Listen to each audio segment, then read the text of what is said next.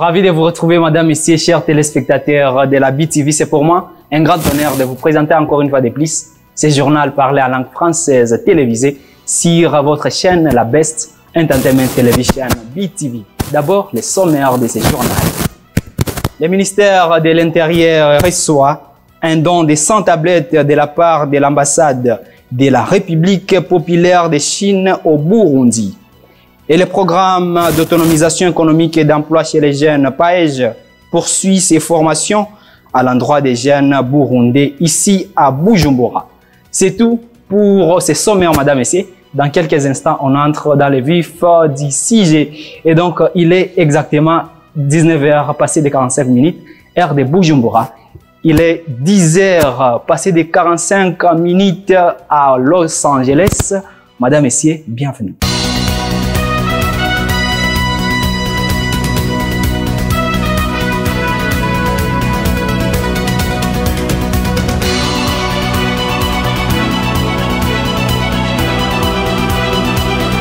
Le programme d'autonomisation économique et d'emploi chez les jeunes PAEJ poursuit ses formations à l'endroit des entrepreneurs et jeunes sur l'autonomisation économique et aussi la création de leurs propres emplois.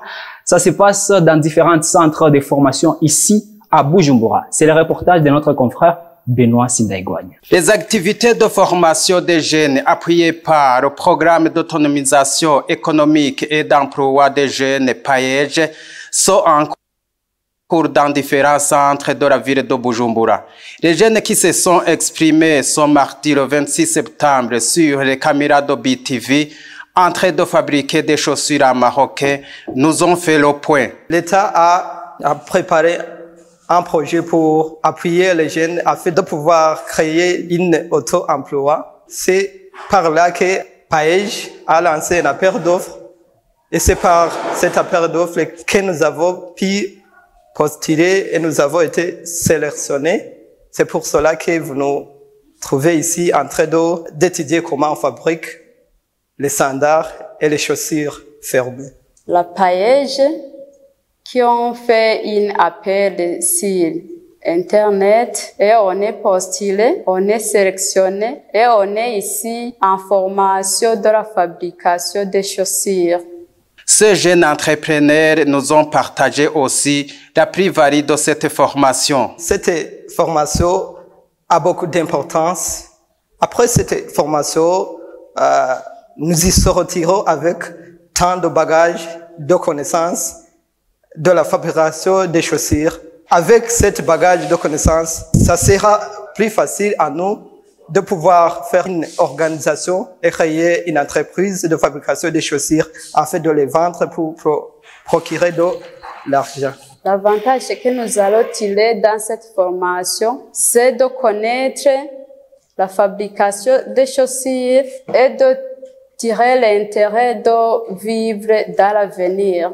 Vous saurez que le PAEJ avalisera les jeunes qui auront besoin de contracter des crédits dans des banques. Et le Burundi et l'Association nationale au soutien aux personnes séropositives et malades de SIDA ANSS ont été choisis pour abriter la formation d'ingénierie et des formations des plateformes mondiaux pour la lutte contre le SIDA. Vous saurez que le Burundi en Afrique actuellement est le premier pays en matière de lutte contre le sida. Les détails avec Raymond Prosper Nyongo. Il se tient dans les enceintes de l'association de soutien aux séropositifs et malades du sida ANC sans sigle, une session de formation sur l'ingénierie de formation de 4 plateformes réunies au sein d'une famille appelée Coalition Plus. Cette formation durera 5 jours à partir de ce 25 août 2023.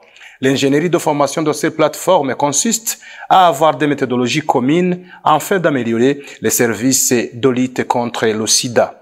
Madame Jeanne d'Arc Kabanga, directrice exécutive de la NSS et Santé Plus, explique le choix du Burundi pour abriter la dite formation. Et le choix du Burundi s'est dicté d'abord par la performance du pays en matière de riposte au VIH et aussi c'est dicté par la performance de la plateforme de l'Afrique du Centre et de l'Est, qui est pilotée par la NSS et Santé Plus.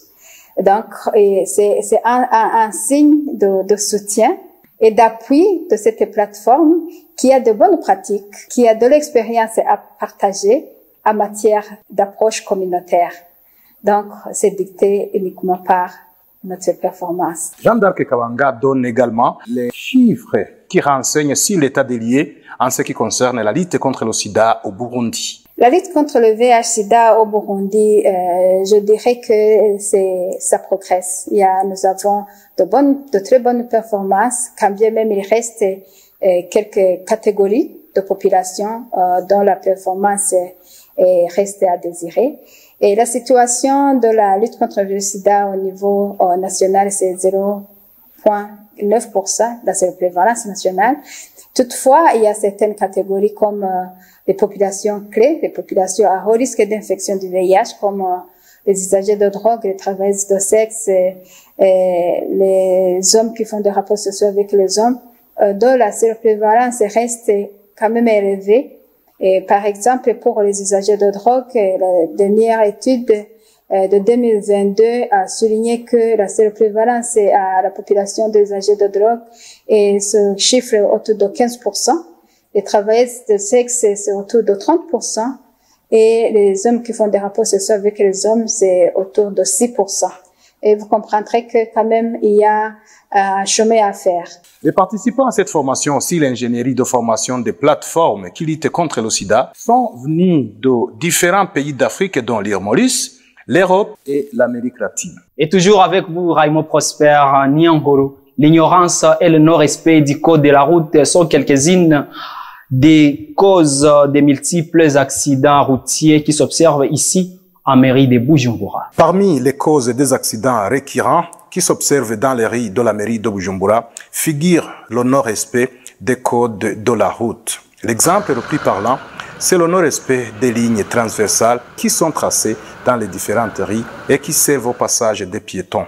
Le constat est que certains conducteurs ne s'arrêtent pas avant ces lignes pour laisser passer les piétons. De même, certains piétons traversent les rues en passant par ces lignes alors que les voitures ne sont pas encore arrêtées, ou ces piétons traversent les rues par n'importe où. La situation devient inquiétante pendant la période où les écoliers et les élèves vont à l'école parce que certains conducteurs ne s'arrêtent pas pour laisser passer ces écoliers et élèves en allant ou en sortant de l'école. De même, certains écoliers et élèves n'attendent pas que les voitures s'arrêtent pour traverser la rue, ce qui parfois cause des accidents. Cela étant, sur certains axes, les policiers facilitent la traversée des routes pour écoliers et élèves en stoppant les voitures pour que ces enfants puissent traverser la route en allant ou en sortant de l'école. L'autre aspect qui cause parfois des accidents, c'est lorsque les policiers permettent aux voitures et autres engins d'une voie de continuer alors que les feux tricolores sont au rouge, en même temps que les feux sont au vert pour une autre voie perpendiculaire. Donc, ces voitures de deux voies sont autorisées de continuer au même moment. Ce qui est remarquable est que ce soit pour les piétons ou les conducteurs, il y en a qui ne savent pas interpréter les signaux de la route, même s'il y en a ceux qui transgressent les codes de la route en connaissance de cause. Quoi qu'il en soit, les usagers de la route ont besoin de connaître l'interprétation des codes de la route pour éviter les accidents qui s'observent dans les rues de la mairie de Bujumbura.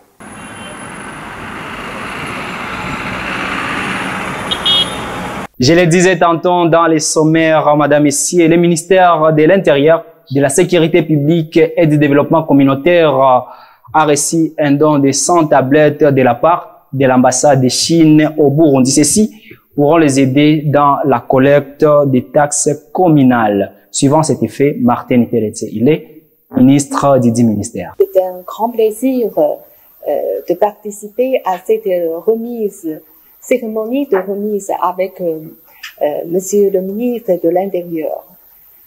Cela témoigne d'un acte d'amitié entre l'ambassade de Chine. On va offrir des tablettes pour améliorer ou bien pour rendre la digitalisation du service. Avec la nouvelle technique, on peut rendre le travail plus efficace et aussi pour rendre service au peuple.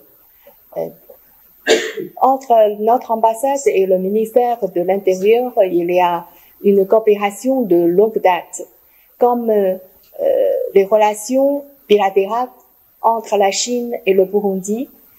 Cette année, cela marque le 60e anniversaire des relations diplomatiques entre la Chine et le Burundi.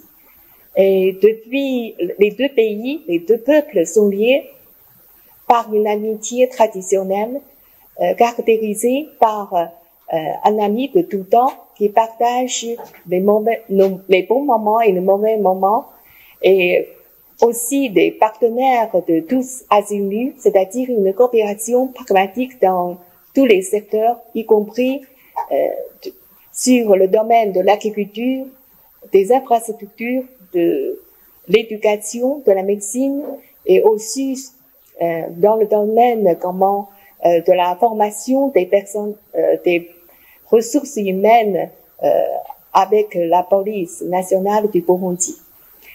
Et maintenant, le Burundi travaille sur la voie du développement économique pour réaliser la vision pays émergent en 2040 et pays développé en 2060. Et la Chine s'engage à accompagner le peuple burundais, nos frères burundais, pour réaliser son but de développement. Et pour notre ambassade, on va s'efforcer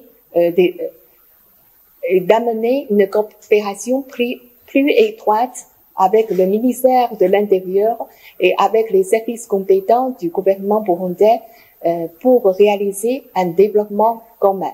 On s'excuse pour cette erreur, c'était plutôt l'ambassadrice de la République populaire de la Chine, Madame Zhao Jiangping. Et parlons maintenant des sports, Madame Messier. L'équipe foot féminine burundaise, les Inamba, viennent de l'emporter ce soir face à leurs adversaires de l'Éthiopie. Après un but partout, les dames sont passées au tir au but où elles se sont imposées 5-3. Et aussi, les Burundi se préparent à accueillir Monsieur Gianni Infantino. Il est président de la Fédération internationale de football association FIFA. Boris Ingabire Gilles. L'équipe nationale burundaise féminine Inamba Murugamba vient de remporter la victoire contre l'équipe nationale éthiopienne au tir au but 5-3 en faveur du Burundi. Le temps réglementaire est terminé après l'égalisation de un but partout, signalant que le Burundi affrontera le gagnant entre l'Algérie et l'Ouganda. La Fédération de football du Burundi, FFB, vient d'annoncer aux Burundais en général et aux amateurs du football en particulier que le président de la FIFA, Fédération internationale de football association, Gianni Infantino, effectuera une visite officielle au Burundi du 21 au 22 octobre 2023. Cette visite s'inscrit dans le cadre de la politique de développement amorcée par Gianni Infantino dans les associations membres. Comme c'est indiqué sur le site officiel de la FFB, cette visite permettra au président de la FIFA d'échanger avec les dirigeants de la FFB et les autres hautes autorités du pays sur le développement du football à travers les projets du FIFA Forward. À la veille de la décision du comité exécutif de la CAF pour l'organisation des CAN 2025 et la CAN 2027, la fédération algérienne FAF a officiellement annoncé qu'elle ne se portait plus candidate. En cause, la volonté de la FAF est de concentrer ses efforts dans la réorganisation et la redynamisation du football au sein même du pays. L'infirmerie est déjà bien remplie cette saison à Arsenal, mais bonne nouvelle pour les Ganas. Les 4 joueurs, Thomas Partey, Gabriel Martinelli, Leandro Trossard et Declan Rice, devraient être rétablis pour le choc face à Manchester City le 8 octobre 2023 en Premier League. Le recrue du Real Madrid, Arda Güler, a subi une nouvelle blessure musculaire dans la dernière partie de l'entraînement d'aujourd'hui. Il devrait être absent pendant au moins 3 semaines. Et à l'international, pour finir, Madame Messier, la population nigérienne éclate de joie après le départ de l'ambassadeur et aussi des militaires français. Et en Ukraine, le pays est toujours sous les chocs après d'être explosé par des attaques des drones russes. Et aussi en Mali, pour la énième fois, les élections présidentielles ont été reportées. La Russie a attaqué l'Ukraine avec 38 drones au cours de cette nuit, notamment dans la région d'Odessa, a indiqué l'armée de l'air ukrainienne, affirmant que 26 de ces appareils étaient abattus. L'attaque a provoqué des incendies dans les installations industrielles et portuaires avec environ 40 000 tonnes de céréales endommagées et un ascenseur a été aussi endommagé. Ce mardi, la junte au pouvoir au Mali décide de rapporter à nouveau l'élection présidentielle prévue en février prochain pour des raisons techniques. Après plus de 3 ans de transition, les putschistes mettent en avant, cette fois, la révision des listes électorales ainsi qu'un litige avec une société française impliquée selon eux dans les recensements entre autres. Et ces arguments qui ne suffisent pas à rassurer les Djeli qui expriment son inquiétude de voir ces nouveaux reports ouvrir la voie à une série de reports du même type dans les autres pays dits en transition. Et c'est par cette information à l'international que nous bouclons finalement cette édition, Madame et Messieurs. Merci de l'avoir suivi avec intérêt. Messi. Vous nous avez pris en cours de diffusion. Je vous rappelle quelques titres qui ont constitué notre journal. Les programmes d'autonomisation économique et d'emploi chez les jeunes paèges poursuivent toujours ces formations à l'endroit des jeunes burundais. Ça se passe dans cette ville, province de Bujumbura, mairie. Et le ministère de l'Intérieur reçoit un don de 100 tablettes de la part de l'ambassade de la République populaire de Chine au Burundi. Merci pour votre intérêt à cette télévision, Madame et Messieurs. D'ici là, portez-vous bien, gardez-vous et prenez soin de vous et de vos proches, car demain est une nouvelle vie. Bye bye.